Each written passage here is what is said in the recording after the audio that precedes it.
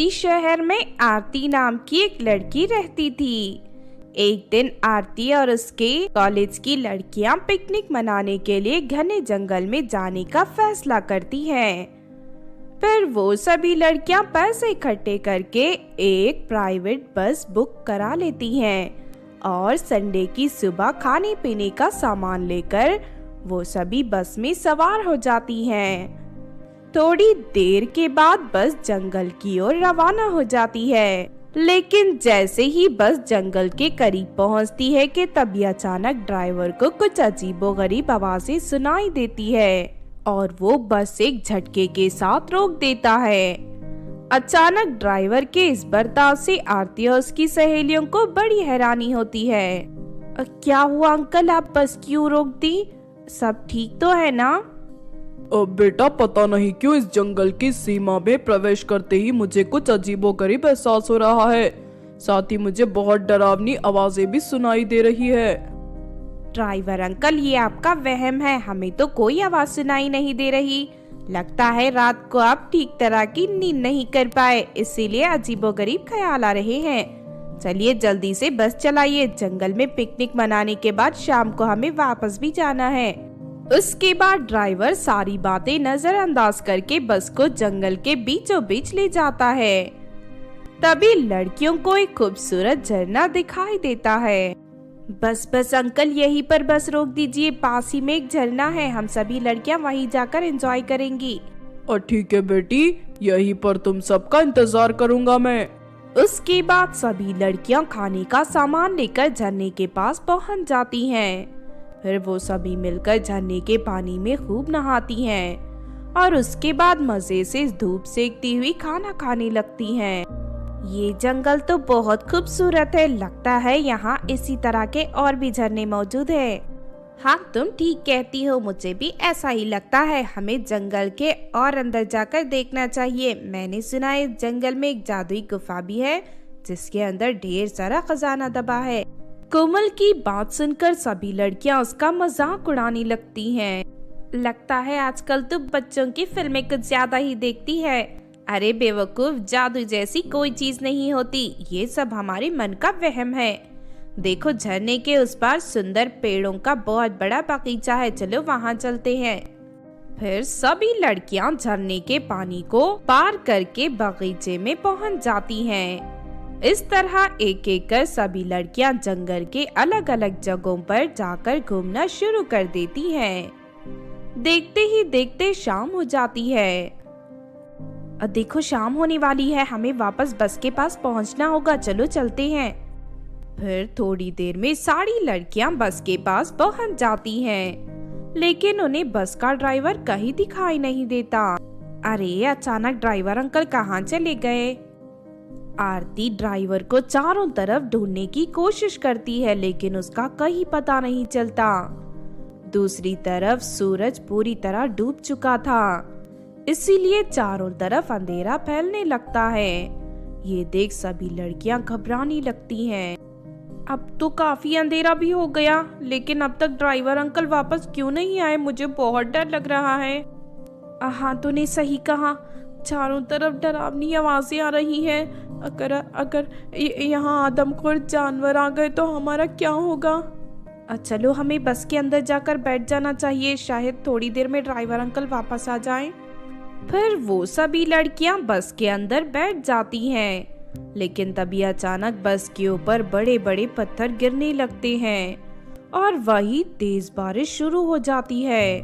इस बात से घबराकर सभी लड़कियों के हाथ पैर कांपने लगते हैं। अरे नहीं, इतने बड़े बड़े पत्थर हमारी बस पर कहाँ से गिर रहे हैं? ऊपर से ये बारिश भी शुरू हो गई।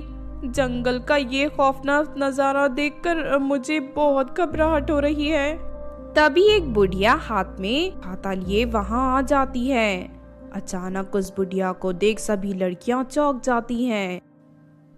तुम कौन हो? मैं तुम्हारे ड्राइवर को शहर वाली सड़क की ओर भागते हुए देखा है। लगता है वो जंगल के बुरे शक्तियों से बुरी तरह घबरा कर यहाँ से भाग गया। बुढ़िया की बात सुनकर आरती और उसकी सहेलियों के होश उड़ जाते हैं। अरे नहीं, ये तो बहुत बुरा हुआ। अब हम इस जंगल से बाहर कौन ले जाएगा? तुम चिंता मत करो बेटी, मैं तुम सभी को सही सलामत शहर जाने वाली बड़ी सड़क तक पहुंचा दूंगी। लेकिन इस बारिश में जंगल का सफर करना ठीक नहीं होगा। ऊपर से बुरी शक्तियों के असर के कारण इस जंगल की बारिश 7 बड़े बड़े पत्थर भी गिरते हैं। इसीलिए तुम सभी मेरे साथ मेरे पास वाली गुफा में चलो।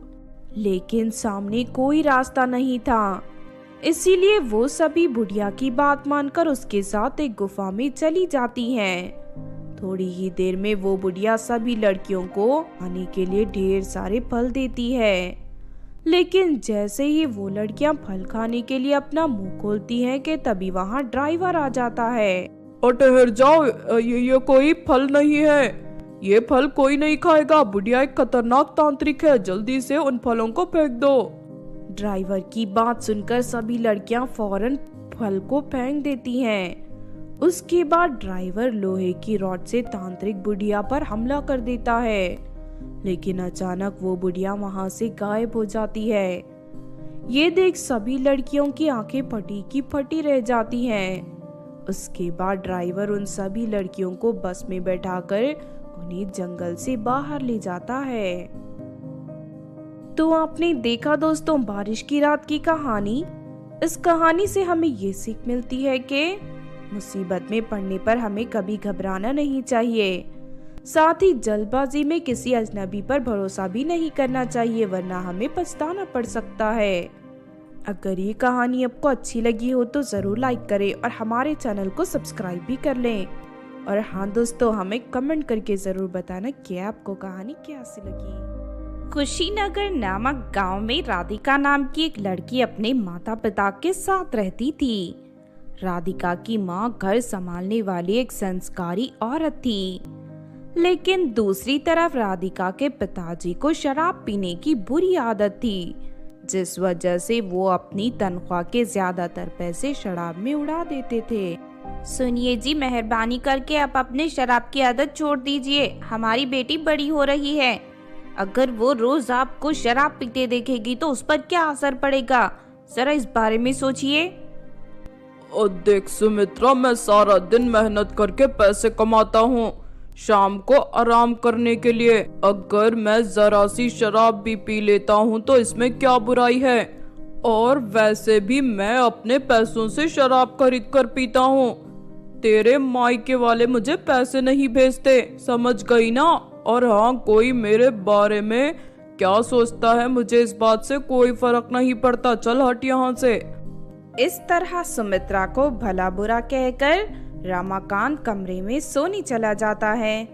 धीरे धीरे रमाकांत जरूरत से ज्यादा पैसे शराब के पीछे खर्च करने लगता है, जिस वजह से घर की आर्थिक स्थिति पूरी तरह बिगड़ जाती है। साथ ही रमाकांत के ऊपर बहुत सारा कर्ज चढ़ जाता है।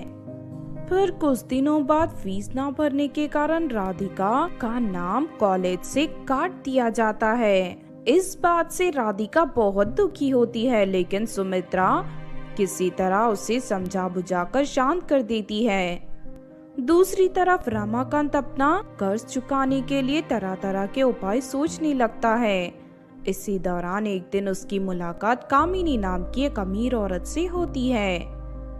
बुरी होने के साथ साथ कामिनी एक जालसाज और धीरे धीरे कामिनी रमाकांत को अपने प्रेम के जाल में पूरी तरह फंसा लेती है। उधर जब इस बात का पता सुमित्रा को चलता है तो वो कामिनी के घर जाकर उसे भला बुरा कहकर अपने पति से दूर रहने की हिदायत देती है। सुमित्रा की बातों से कामिनी बुरी तरह चिढ़ जाती है। फिर एक दिन, सुनो रमाकांत, मैं तुमसे शादी करना चाहती हूँ। शादी के बाद मैं तुम्हारा सारा कर्ज चुका दूंगी और तुम्हें हर महीने खर्च के लिए लाखों रुपए दूंगी, लेकिन मेरी एक शर्त है, तुम अपनी बदतमीज पत्नी को रास्ते से हटाना होगा, तभी मैं तुमसे शादी करूंगी। रमाकांत को सुमित्रा से जरा भी लगाव नहीं था, इसीलिए वो फौरन कामिनी की बात मान जाता है। फिर एक दिन रमाकांत सुमित्रा को एक बड़े झरने के पास घुमाने लेकर जाता है और मौका देखकर उसे ऊंचाई से नीचे पानी में धकेल देता है। नीचे एक बड़े पत्थर से टकराकर सुमित्रा की मौके पर ही मौत हो जाती है। दूसरी तरफ पैसों के लालच में अंधा रमाकांत अपनी बेटी राधिका की परवाह किए बिना कामिनी से शादी करके उसके साथ रहने लगता है। धीरे धीरे राधिका की हालत बहुत खराब हो जाती है और उसके पास खर्च के लिए बिल्कुल पैसे नहीं बचते। पर आखिरकार मजबूर होकर राधिका सड़कों पर भीख मांगने पर मजबूर हो जाती है। फिर एक दिन राधिका सड़क पर घूम रही थी कि तभी उसे घर के सामने बड़ा शामियाना लगा हुआ दिखाई देता है। राधिका खाना मिलने की आस के लिए उसके घर के पास पहुंच जाती है। सुन लड़की, अगर तुझे खाना चाहिए तो यहाँ आए मेहमानों के झूठे बर्तन साफ कर, उसके बाद मैं तुझे पेट भर खाना खिलाऊंगी। राधिका फौरन उसकी बात मान लेती है और वहाँ झूठे बर्तन साफ करने लगती है। फिर सभी लोगों के जाने के बाद उस घर की मालकिन लोगों का बचा हुआ झूठा खाना एक प्लेट में डालकर राधिका के सामने रख देती है।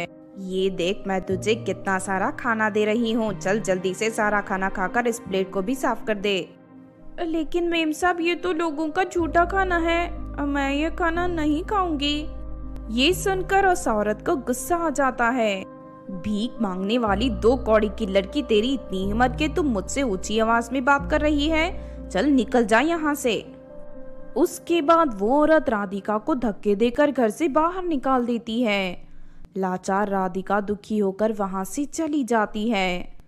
दूसरी तरफ मरने के बाद सुमित्रा एक चुड़ैल बन जाती है और राधिका की खोज में इधर उधर भटकने लगती है। फिर एक दिन फुटपाथ पर राधिका उसे भीख मांगती हुई दिखाई देती है। अपनी बेटी की इतनी बुरी हालत देख सुमित्रा से रहा नहीं जाता। उस जालिम आदमी ने दौलत के लालच में पड़कर मेरी जान ले ली और मेरी इस मासूम बेटी को दर दर की ठोकरें खाने के लिए मजबूर कर दिया, मैं इसे नहीं छोड़ूंगी। उसके बाद सुमित्रा रमाकांत को ढूंढती हुई कामिनी के घर पहुंच जाती है। उस वक्त दोनों मजे से स्वादिष्ट पकवान खा रहे थे। ये देख सुमित्रा को गुस्सा आ जाता है और वो अपनी शक्ति से उन दोनों को रस्सियों से बांधकर उन्हें घर से बाहर ले जाती है। फिर सुमित्रा उन दोनों को सड़क पर घसीटना शुरू कर देती है। अरे मर गया रे, कोई बचाओ मुझे। अरे ये चुड़ैल कहाँ से आ गई, जल्दी कोई हमें बचाओ वरना ये हमें मार डालेगी। फिर सुमित्रा उन दोनों को राधिका के सामने ले जाकर पटक देती है। ये देखो, तुम दोनों की वजह से मेरी मासूम बेटी सड़क पर भीख मांग रही है, अब मैं तुम दोनों की सारे जुल्म का हिसाब बराबर करूंगी। ये सुनकर रमाकांत और कामिनी डर के मारे थर थर कांपने लगते हैं और सुमित्रा के सामने गिड़गिड़ाकर उसे अपने किए की माफी मांगने लगते हैं। लेकिन सुमित्रा उन दोनों को माफ नहीं करती और दोनों उसको उसी झरने की ऊंचाई से नीचे फेंक देती है जहां से रमाकांत ने सुमित्रा को ढकेल कर मारा था। नीचे गिरते ही दोनों बड़ी चट्टान से टकराकर मर जाते हैं। उसके बाद सुमित्रा कामिनी के घर में रखे सारी दौलत अपनी बेटी राधिका को सौंपकर वहां से चली जाती है। तो आपने देखा दोस्तों डायन माँ की कहानी। अगर ये कहानी आपको अच्छी लगी हो तो जरूर लाइक करें और हमारे चैनल को सब्सक्राइब भी कर लें। और हाँ दोस्तों, हमें कमेंट करके जरूर बताना कि आपको कहानी कैसी लगी।